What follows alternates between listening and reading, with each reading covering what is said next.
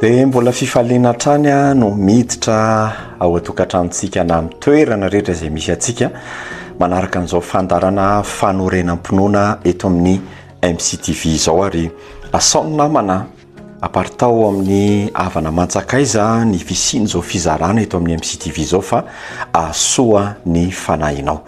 Dia isika hivavaka dia handray ten'Andriamanitra, hivavaka isika. Jesosy io mitenena aminay araka ny fombanao matoko izay fanahy masina amatsy anay indray androany mba ho fananganana ary isandratany voninahitra ao mandrakariva ny fiainanay. Misaotra fanahy masina. Amen. Amen. Mamerina ny fiarabana antsika natratra ny taona. Tsy maninona mamerimberina an'izany fa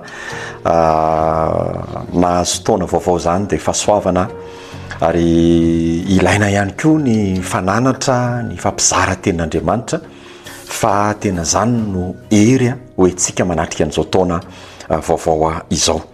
Andehantsika ndray ary Leviticus ao amin'ny bokin'ny Leviticus toko fa 7:20 dia raisika eo amin'ny 7:20 no entina hitondrana ny fizarana ny amin'ity anio ity.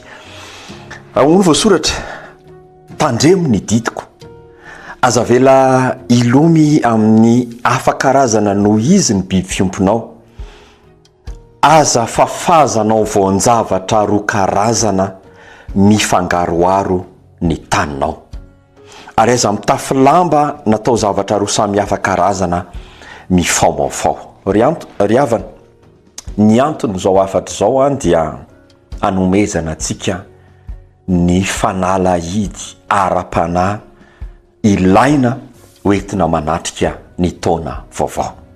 Averina ombieny fa tsy tompony rehefa aveo isika. Fa kosa isika rehefa manokatra ny fotsika mandray zany fanala hidy ara-panahy zany dia azo antoka fa nandray mantsy tsy enjery fotsiny le hoe bonane nefa le taona misy faravana misy faharesena tsy zany nefa ny sitrapon'Andriamanitra fa ny tena hoe bonane dia isika mandeha araka ny sitrapon'Andriamanitra.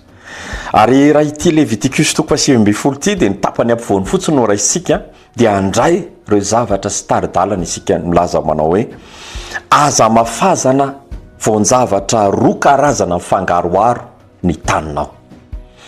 Ny tany eto dia azo ambara ihany koa fa ny fotsika, ary io fotsika io raha ny tokony ho izy ary tokony zany no talao antsika sy tanjona isanandro dia tokony ho tokapo amin'i Jesosy isika.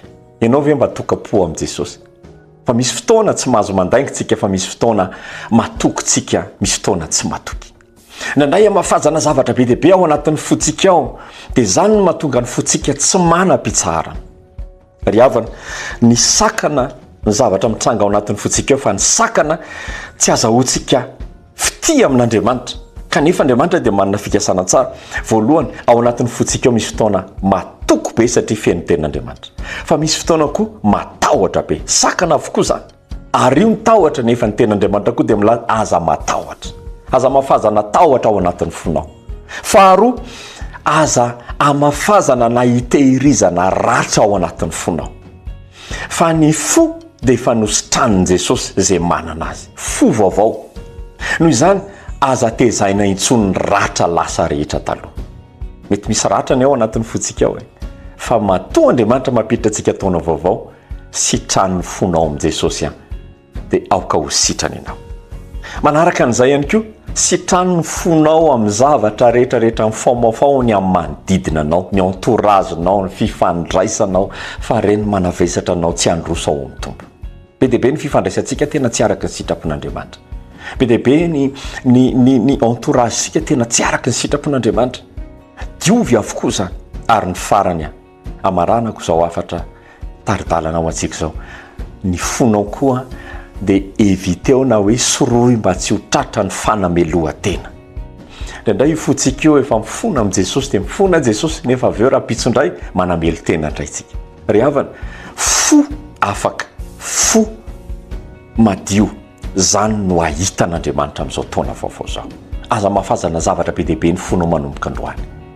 Raha misy ny tokony hamafazana ny fonao dia ny tenin'Andriamanitra, ny filazantsara, ny fideranan'Andriamanitra. tahiny jesosy daholo tsika rehetrarehetra ary dia mino fa taona tsara ho anao ty 2026 ty voninahitra ho an'andriamanitra pasteur Rantemahenina niaraka tamintsika ao anatin'izao fandarana fanorenam-pinoana eto amin'ny MCTV zao finaritra daholo